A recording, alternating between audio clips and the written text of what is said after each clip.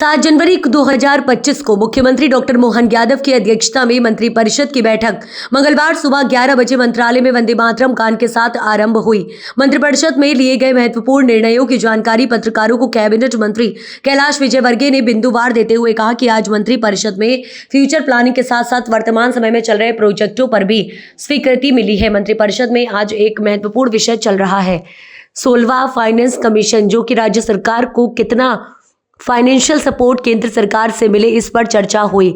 16वें वित्त कमीशन की अध्यक्षता देश के जाने माने अर्थशास्त्री अरविंद पनगडिया की अध्यक्षता में होना यह निर्णय भी महत्वपूर्ण रहा है। मंत्रिपरिषद में मुख्यमंत्री डॉक्टर मोहन यादव ने कहा कि हमारी सरकार ने प्रधानमंत्री नरेंद्र मोदी के ज्ञान पर ध्यान से तात्पर्य गरीब, युवा, अन्नदाता, किसान और नारी शक्ति के मुख्य ध्येय ज्ञान पर ध्यान की शुरुआत कर दी है, जिसमें कि समेकित दृष्टि से शिक्षा विभाग, कौशल और रोजगार विभाग, युवा, खेल एवं कल्याण विभाग मिलकर स्वामी विवेकानंद जयंती 12 जनवरी 2025 को स्वामी विवेकानंद युवा शक्ति मिशन प्रारंभ करने जा रहा है। साथ ही मुख्यमंत्री ने मंत्रिपरिषद में यह भी कहा कि भारत दुनिया का सबसे युवा देश है, जिसमें कि 27% आबादी युवाओं की है। सभी विभागों के मंत्री अपने अपने विभाग में युवाओं को प्राथमिकता से स्थान प्रदान करें। मंत्रिपरिषद की बैठक में महत्वपूर्ण निर्णयों में प्रधानमंत्री की मंशा अनुसार किसानों की आय दोगुनी करने हेतु जो भी उपक्रम है, चाहे वह दुग्ध उत्पादन का क्षेत्र हो या मछली पालन का क्षेत्र, सबको हम कैसे वृद्धि कर सकते हैं, इस पर क्रांतिकारी निर्णय मध्य प्रदेश सरकार द्वारा लिया गया है। आज माननीय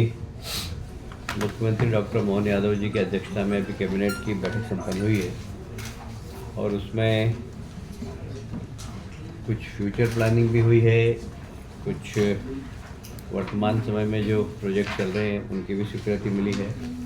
और सबसे बड़ी बात है जो 16वां फाइनेंस कमीशन आ रहा है, 16th फाइनेंस कमीशन, आप सभी जानते हैं कि 5 साल के लिए राज्य सरकार को कितना फाइनेंशियल सपोर्ट केंद्र से मिले। हर राज्य चाहता है कि हमको ज़्यादा से ज़्यादा मिले, तो हम अपनी तैयारी कर रहे हैं। माननीय मुख्यमंत्री जी ने निर्देश दिए सभी विभागों को कि वे अपने अपने विभाग में किस प्रकार 5 साल की प्लानिंग करके और हम 16वें वित्त आयोग के सामने अपनी बात रख सकें और ज़्यादा से ज़्यादा पैसा केंद्र सरकार से राज्य को मिल सके। अरविंद पनगडिया इसके अध्यक्ष हैं, देश के माने माने अर्थशास्त्री, वो इसकी अध्यक्षता करेंगे, वो यहाँ पर आ रहे हैं। मुझे कहते हुए बहुत गर्व है कि जहाँ हमारे देश के प्रधानमंत्री का एक ध्येय वाक्य रहता है, ज्ञान पर ध्यान, और ज्ञान से उनका तात्पर्य है गरीब, युवा, अन्नदाता, किसान और नारी शक्ति।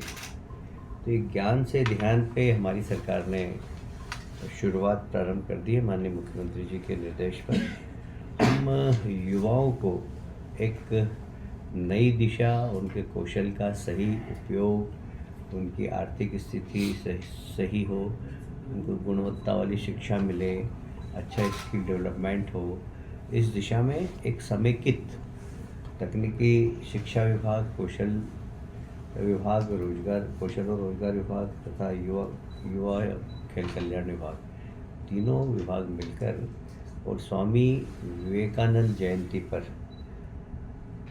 स्वामी विवेकानंद युवा शक्ति मिशन प्रारंभ करने वाले हैं। इसका उद्देश्य होगा युवा का सर्वांगीण विकास, शिक्षा के क्षेत्र में भी युवा आगे बढ़े, कौशल के क्षेत्र में भी युवा आगे बढ़े और वो रोजगार से कैसे जल्दी से जल्दी जुड़े। जैसे हमारे माननीय प्रधानमंत्री जी का मिशन है नई शिक्षा नीति के माध्यम से कि शिक्षा रोजगार देने वाली हो और हमारा युवा भी रोजगार देने वाला बने। तो इसी को ध्यान में रखते हुए स्वामी विवेकानंद युवा शक्ति मिशन प्रारंभ करने वाले हैं 12 तारीख को। इसमें सभी विभागों से बाकी इसके सदस्य रहेंगे, पर मूल रूप से तकनीकी शिक्षा, कौशल विभाग, रोजगार विभाग और युवा कल्याण विभाग इसको हेड करेंगे और ये सब मिलकर और सब विभागों से तालमेल करके हम सिर्फ युवाओं को फोकस करेंगे। कुल मिलाकर युवाओं का आत्मविश्वास बढ़ाना मध्य प्रदेश के अंदर। देखिए, आज भारत देश का सबसे युवा, दुनिया का सबसे युवा देश कहलाता है। हमारे यहाँ 27% आबादी युवाओं की है और युवाओं को आत्मनिर्भर बनाना, उनकी ऊर्जा का सदुपयोग करना, उसे मध्य प्रदेश एक मिशन की तरह ले रहा है। मुझे बहुत प्रसन्नता है माननीय मुख्यमंत्री जी ने इस मिशन को बहुत गंभीरता से लिया और सभी माननीय मंत्रियों से अनुरोध किया कि अपने अपने विभाग में भी हम युवाओं को किस प्रकार जोड़कर रोजगार दे सकें, इसके लिए काम करने के हमें निर्देश दिए हैं। जैसे अब प्रतिस्पर्धा की तैयारी करना, तो तैयारी करने के लिए हमने अनुसूचित जाति और जनजाति के बच्चों के लिए कोचिंग क्लास तो हमने चलाई थी, पर फिर भी कुछ सिलेक्टिव ऐसे गरीब विद्यार्थी हो, चाहे वो अनुसूचित जाति जनजाति के नहीं हो, वे यदि प्रतिस्पर्धा में भाग लेना चाहें और उन्हें कोचिंग की आवश्यकता है तो सरकार वो भी उपलब्ध कराएगी।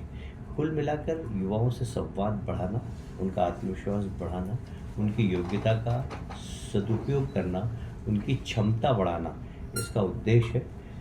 युवा शक्ति को रचनात्मक दिशा में ले जाना, ये इसका मूल उद्देश्य है। जहाँ वित्त की व्यवस्था करना होगी वो वित्त की व्यवस्था भी हम करेंगे। एक और आज महत्वपूर्ण निर्णय लिया, जैसे हमारे देश के प्रधानमंत्री हमेशा कहते हैं कि किसानों की आय दुगनी करना।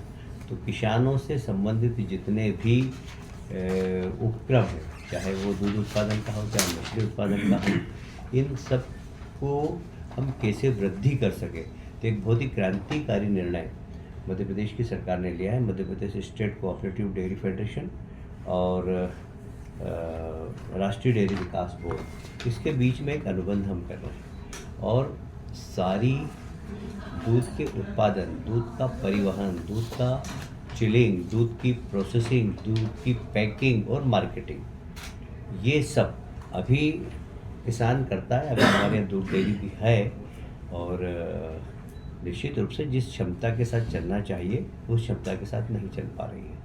हम फोकस करेंगे इसमें प्रोफेशनल लोगों को भी जोड़कर, कैसे हमारा सांची ब्रांड है वह सारे देश में अपनी पहचान बना सके। इसके लिए हम लोग बहुत डेडिकेटेड रूप से काम करेंगे, क्योंकि यह किसान की आमदनी बढ़ाने का एक बहुत बड़ा उपक्रम हो सकता है। साथ ही युवा लोगों को रोजगार सृजन करने का भी एक बहुत बड़ा अवसर हो सकता है। तो इसमें हम कलेक्शन सेंटर की क्षमता बढ़ाएंगे, कलेक्शन सेंटर की संख्या बढ़ाएंगे, जो पशुधन है वो ठीक नस्ल के किसान खरीदे। किसान को खरीदने के लिए कोऑपरेटिव सेक्टर के माध्यम से हम लोन दिलवाएंगे। प्रत्येक गांव के अंदर हमारे केंद्रीय सहकारिता मंत्री ने कहा है कि हर गांव के अंदर एक सहकारी समिति होना चाहिए।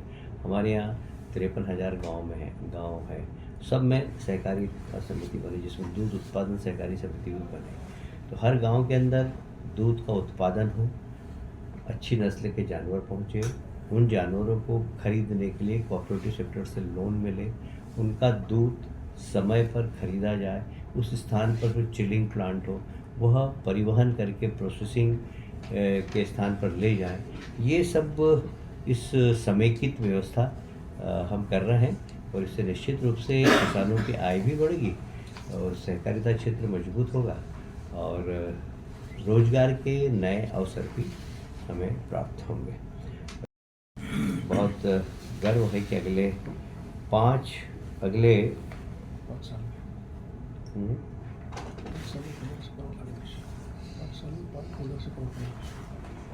इसका जो प्लानिंग है हमने किया है कि लगभग 5 साल के अंदर 1500 करोड़ का इन्वेस्टमेंट हम करेंगे। ये 5 साल के अंदर होगा और इसमें अभी समितियों की संख्या 6000 है, ये लगभग 9000 के आसपास हो जाएगी। दूध का संकलन जैसे मैंने बताया कि अभी लगभग 10 लाख है, इसको हम लगभग 20 लाख करेंगे। कुल वार्षिक आय 1700 करोड़ से बढ़कर 3500 करोड़ की हो जाएगी और सांची ब्रांड को हम एक महत्वपूर्ण ब्रांड बनाएंगे।